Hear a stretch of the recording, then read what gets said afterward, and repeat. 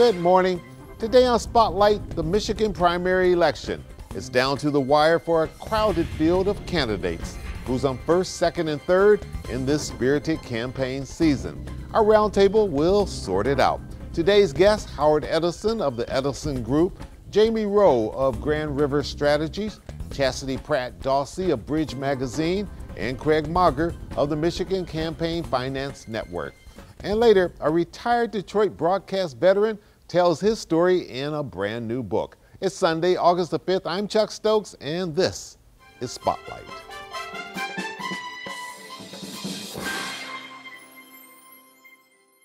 We're just 2 days away from the primary election here in Michigan. All right, let's start from this premise. First of all, welcome to all of you. Thank you, Thanks for having us. All right, let's go back. Milliken, Blanchard, Engler, Granholm, Snyder. Flip-flop, flip-flop, flip-flop. Do you see any signs in this primary that the mood of the voters will be, okay, Republicans, time's up, time for the Democrats to take back over? Anyone? Howard? I do. I think Democratic voters are much more enthused and motivated to turn out, not only in the primary, but in the general.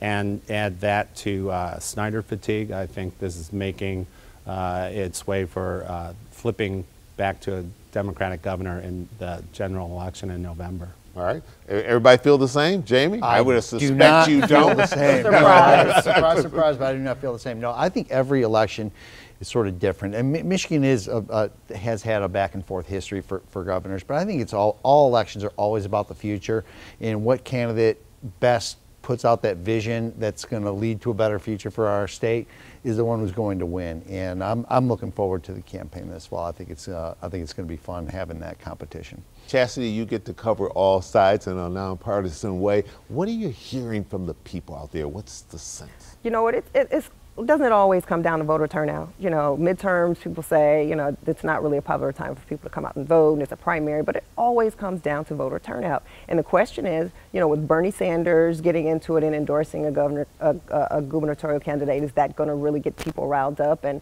you know, we're kind of purple now. Do you think it is? Does it translate from his perch out east to I mean, down this here? is a primary. You never know. His candidate, El Said, has got a lot of commercials running, and the question is he going to, you know, come in second, or is he going to really get up there with Whitmer? Voter turnout is always the question and the key, and that's what's really happening now. We're a purple state, right? Purple state, when red, purple, red, and so are we going to see Democrats come out and say, you know, and backlash against the Republicans' win in the general being Trump? Craig, if money is the key factor in who wins and who loses, what do you see? Well, I think we focus on the numbers for sure, and Democrats have a lot of positive signs in the numbers that they've seen so far when it comes to fundraising. Gretchen Whitmer and Abdul El Sayed have been raising a lot of money from a large number. I mean, both of them have more than 10,000 individual contributions. Shree's just reaching into his own personal bank account. And then you have Shree, who has a large amount of money. So, I mean, often the Democrats are at a disadvantage when it comes to campaign fundraising. This year, they have an advantage at this moment. That could change after the primary when Callie and Schuette, when this feud between them is over and maybe some donors feel like, now I can give to one of these candidates now that that battle has been resolved. Chuck, I was just going to, one of the things Jamie said was campaigns are about the future, and I agree with you. I think one of the things that is going to factor in both the primary and the general election, this is going to be a referendum on Donald Trump.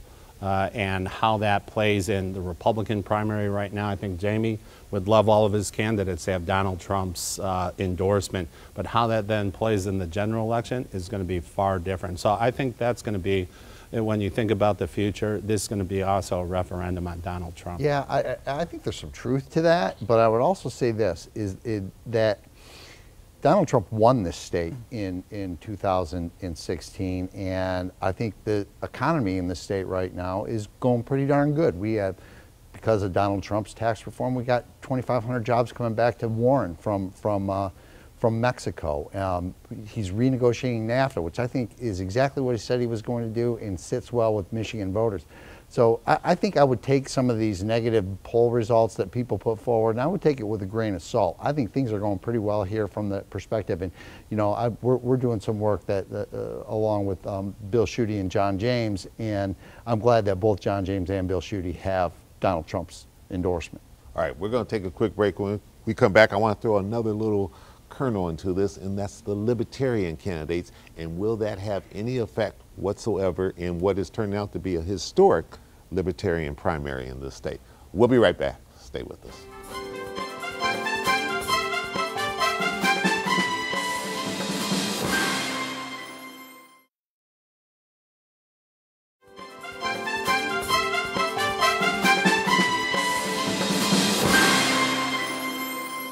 In this mood in which people say, drain the swamps, throw the bums out, I'm sick of the Democrats and the Republicans, do they have a chance of shaking this thing up in one way, shape?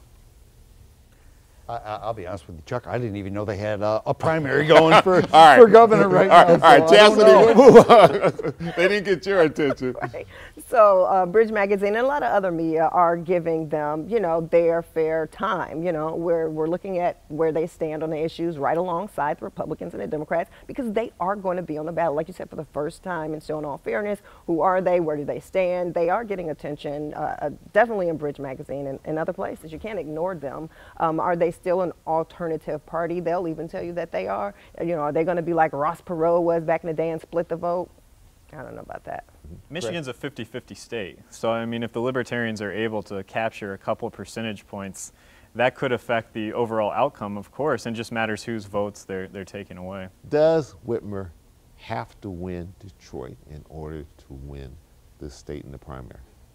No, but she has to do very well. And I don't think if you're on the Democratic side, if you're Whitmer, El Said, Shree, any of those supporters, you got to turn out, number one. You got to turn out to vote, because that's going to help set up November. But, you know, if you can do the math, you don't have to win Detroit. You just can't lose it badly. Right.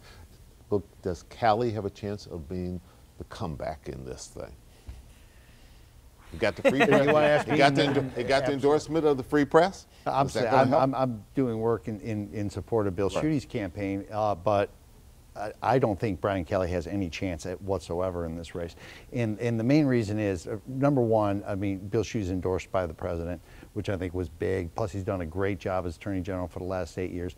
And the fact that Brian Kelly abandoned President Trump in the 2016 campaign. I mean, we're going through right now a Supreme Court nomination, and I think that Republican primary voters are really glad that Donald Trump's making that and not Hillary Clinton. He's popular with Republicans, so in the primary, he can, you know, endorsement is going to make all the difference, right? But the question is, like you said, in the general, are the Democrats going to come out to vote and swing it back the other way? This is a red, blue state. So will the Democrats really backlash against the Trump-supported candidate? That is the question. It is going to hurt Republican candidates. It is going to hurt those people that he endorsed. All right. Senate race, 2 Republicans vying for the opportunity to run against Debbie Stabenow.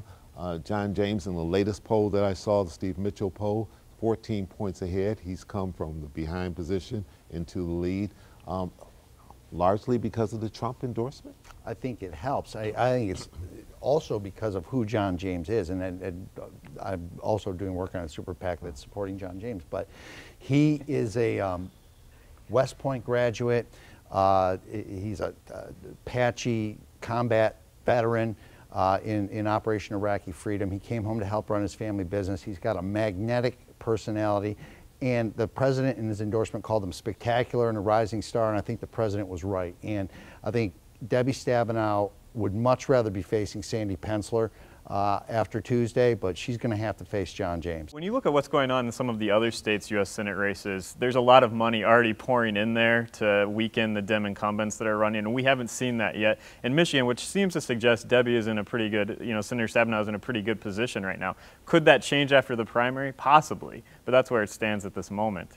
So, you know, Debbie Stabenow lost once way back, and a funny thing that happens when you're a candidate and you lose, you never want to repeat that. And she has worked hard as a U.S. Senator for the last, through her terms, working for Michigan, bringing back, you know, important things for Michigan. She's on powerful committees, ag committees, and she has never taken a race for granted. I don't think, regardless of who comes out of the primary, and they're beating each other up, so whoever comes out is going to be bloodied, that she's going to take for 1 second anything for granted. She's going to run a very aggressive race. I, for one, am just fascinated by John James, Black Republican, and if he pulls this off, that's going to be truly historic as far as I can tell. All right, we need to get to another break. We'll hurry right back, and we'll look at some of these congressional races, the crowded fields. We'll be right back.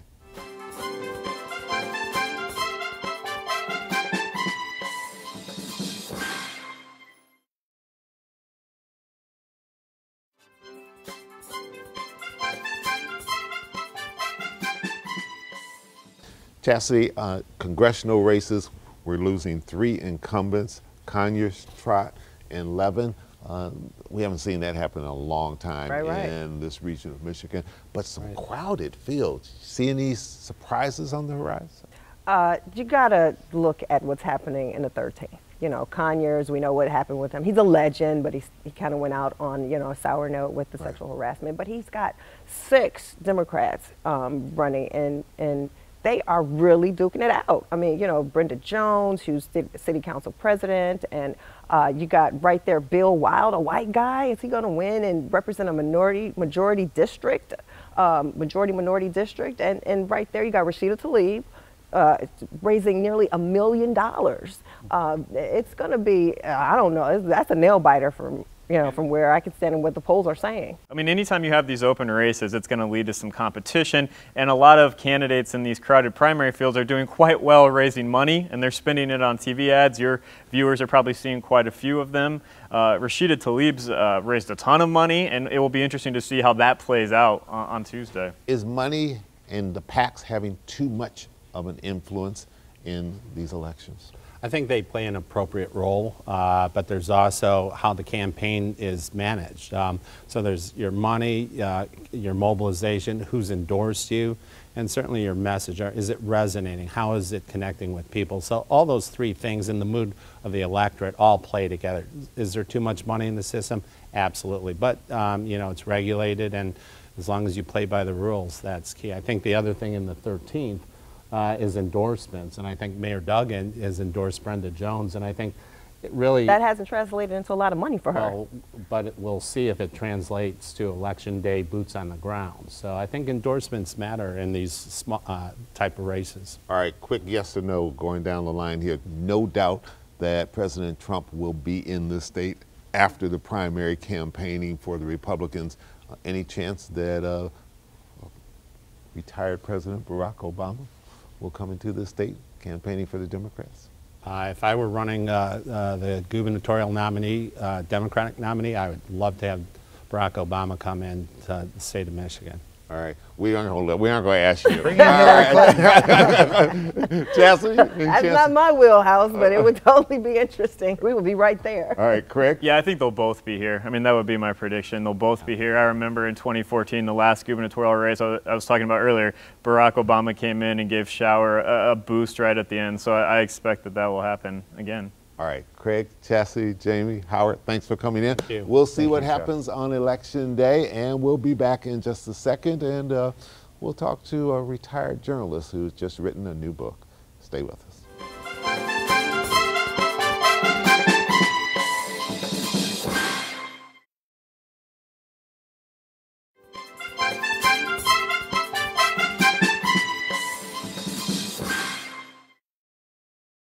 And welcome back to Spotlight down here at the Cube in downtown Detroit. Joining me now is a veteran, a retired veteran of the broadcasting business, Al Allen. You remember him from his television days, and those of you who've been around Detroit for quite some time will even remember him from his radio days. Al, welcome to Spotlight. Chuck, thank you so much. All right, I guess and it's you're nice sitting over to be at in the the competition spotlight. now. I know it. I know it. All those years at our competition.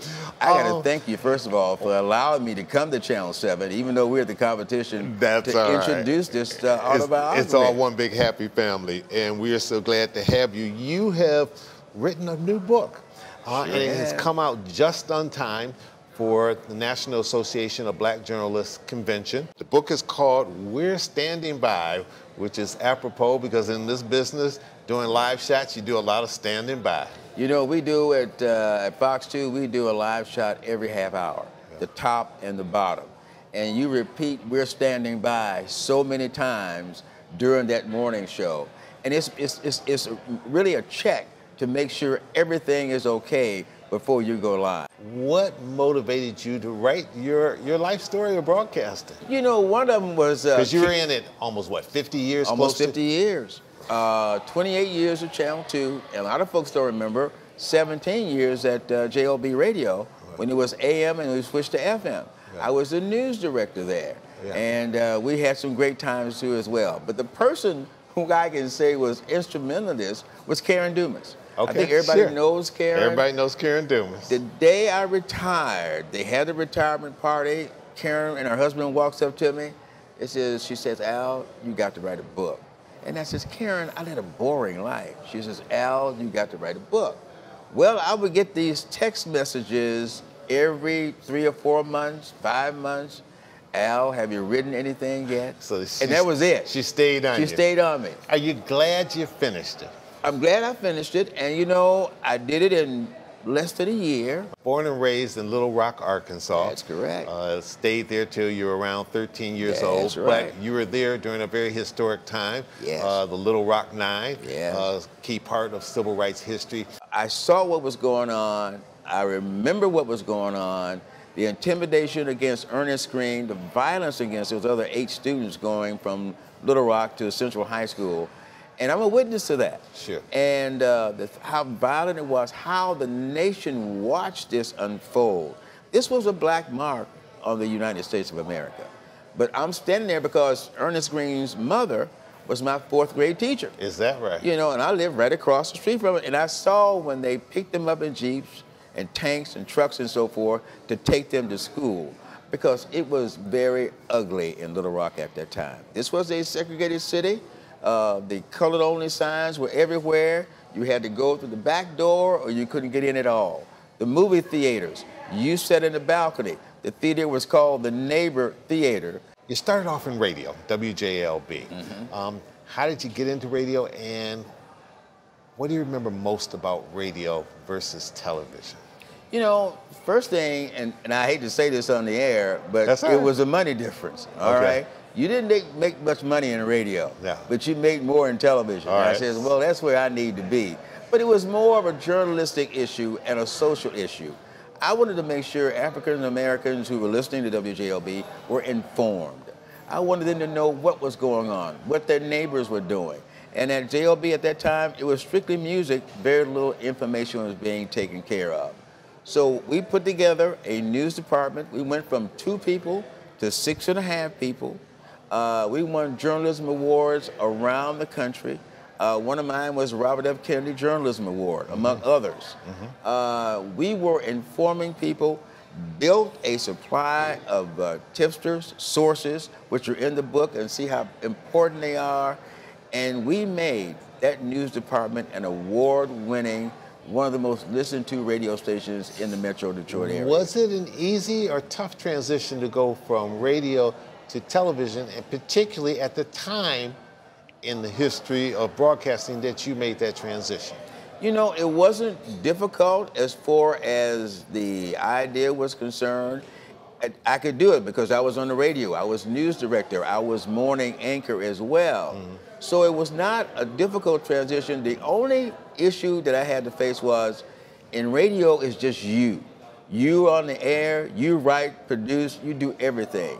In television, it's teamwork. When I first started working at Channel 2, Joe was the automotive reporter at Channel 2. He says, Al, couple of things. Number 1, get you a liquid lunch. Number 2, treat your photographers to a lunch, and you pay for it. And number 3, come contract time, make sure you're on the air every day and all day so they remember who you are and not forget about you. Great advice. Been a lot of transition in our business. Technology has changed and all sorts of other things. But as you see, particularly a lot of young people all around Detroit for this convention. What advice would you give them and journalists of color trying to make it? You know, it's very difficult now than it was even years ago. I've always said Detroit is one of the greatest news towns in America. I agree. Have everything right here that's happening, the good and the bad. But the advice is, and we live with this, Bill Gallagher, who retired from Channel 2, if you are a journalist, you have to develop your sources. That is number one. Your sources will help you and keep you out of trouble as far as legal is concerned. Number two, if you are a true journalist, would you be willing to go to jail to protect your sources? And it happened to one of the producers at Channel 2. He spent 2 days in the Wayne County Jail. Bill Gallagher and I would keep our hygiene products in our lockers, so if it came to that point, because yeah, I would go to jail rather than tell where I got that information and your from. word is your bond. And that's right. Now we tell people don't snitch, but you know, in certain situations, we fall in that category too. We don't snitch either sometimes. But you have to rely, with all the information you're gathering out now, sometimes it may not be the truth. Sometimes it may be bending. You're rushing. But the one rule, like I said, 3 sources. If 3 people tell you pretty much the same thing, then that more likely is the true information that you need. Because words are powerful. The print word is even powerful. You can ruin somebody's career. You could send somebody to jail, sure, even injure or possibly death. So you have to be careful. The other thing I'm concerned about, and as old timers talk about it, it is too much information going out. You know, the public is being bombarded with a lot of stuff. Some of it you have to decipher what's good, a lot what's of bad. it now is reporting and checking later. Right. It used to be no, check it before it got on air. That's right. And there have been instances where we heard about it, checked it out, and it wasn't a story. And you can't go on the air with stuff that is not necessarily true. And you got social media, which is putting out as much information as possible.